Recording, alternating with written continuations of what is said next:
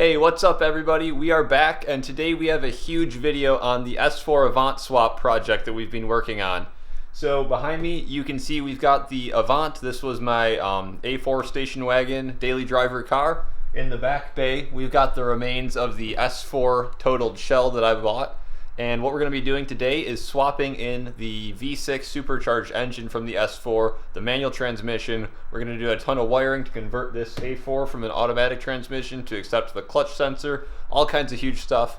And maybe, just maybe by the end of it, we'll get this thing to power on and turn that engine over, maybe even get a first start. So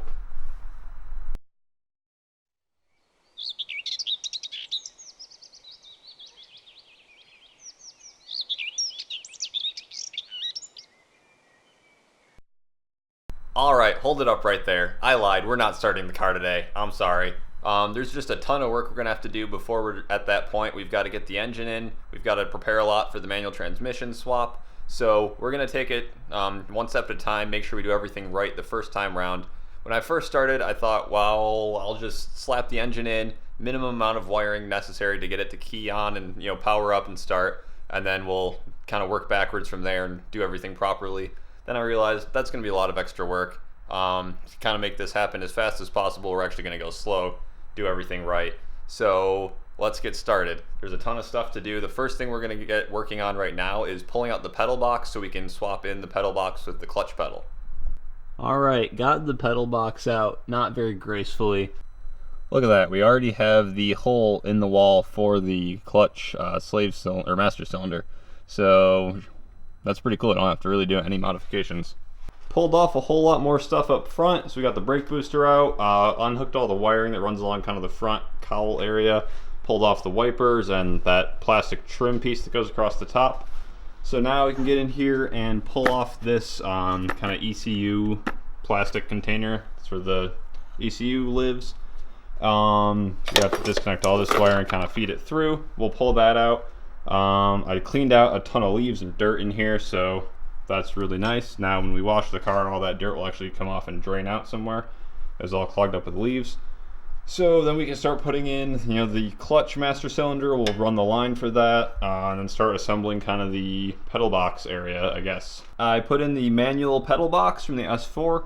So we've got our master cylinder over there for the clutch. I threw in the clutch line that I got. We've got the slave cylinder hanging down there now. So this is really coming along. So on the S4, this beam right here is dented upward from the crash. It must have hit something on the bottom when it dented the oil pan. So I figured now is the time to swap it out so we don't have alignment issues later on if stuff got tweaked a little bit. Got the control arms off pretty easily.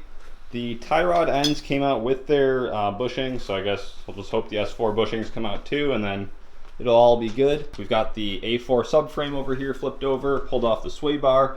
Got the first S4 control arm assembly, whatever you want to call this kind of hub bearing wheel carrier assembly thing.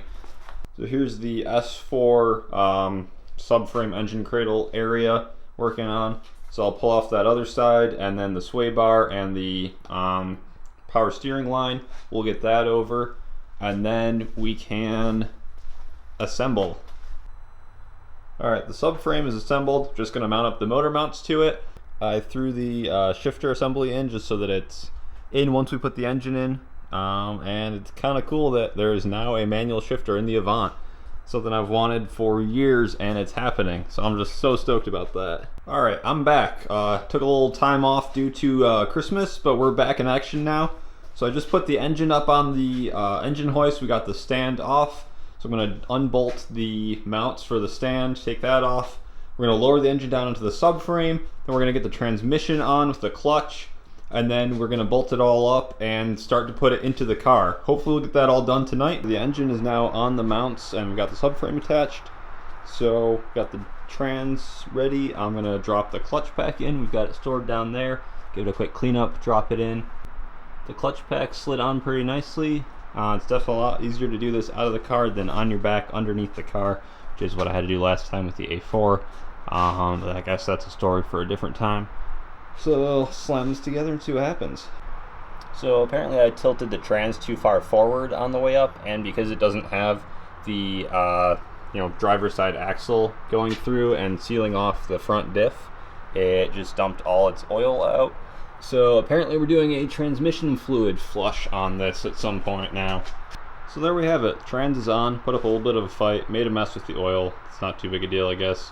Probably needed a service anyway. So now I'm going to reposition the engine hoist so it's kind of centered now that we've got the transmission on, and then start bolting up a couple of the additional add-on things like the exhaust. I'm going to clean up the transmission because I never got around to it, and it's still covered in broken glass and dirt, so we'll get that cleaned out. There's an incredible amount of dirt in there. Alright, I pulled the engine back into the garage and closed the door just so I've got less room to work and less fresh air. So I'm going to bolt up the exhaust now after I clean off the top of the trans, maybe break out the vacuum and get that dirt off of it. And now I'm going to install the exhaust. So I've got the OEM cats, I'm going to run them, and then I have downpipes from the exhaust set that I got. So I got an exhaust system, it's the Becker full exhaust, so it has basically cat back, so we've got downpipes, and I'll get those mounted now because they're going to be pretty much impossible to mount once everything's in the car. That's my biggest aggravation with the S4 engine so far, the 3-liter. So I've got new exhaust gaskets, hardware, the nuts that get all corroded and gross. So yeah.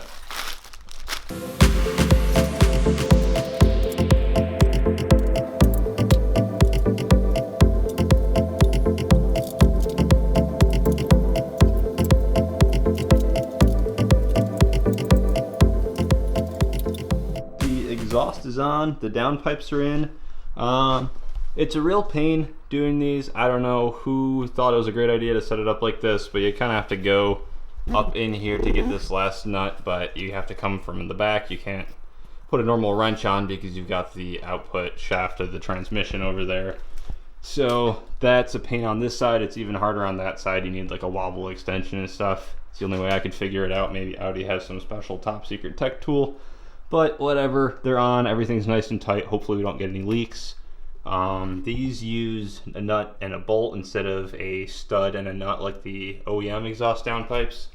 Hopefully that'll actually make it easier to get out because you can get a wrench on either side, unlike the OEM setup, which is incredibly difficult to work with.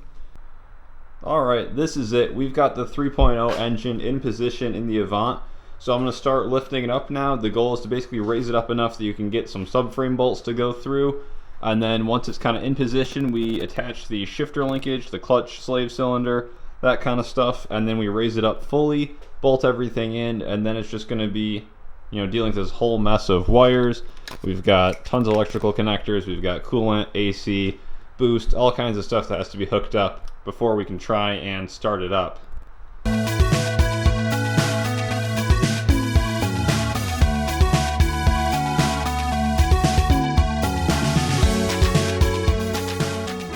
We are almost lined up. You can see I need to slide everything back into the car just a little bit further, like another inch, and then I'll get you an angle over here. You can see we're pretty much ready to start threading in subframe bolts once the alignment is kind of together.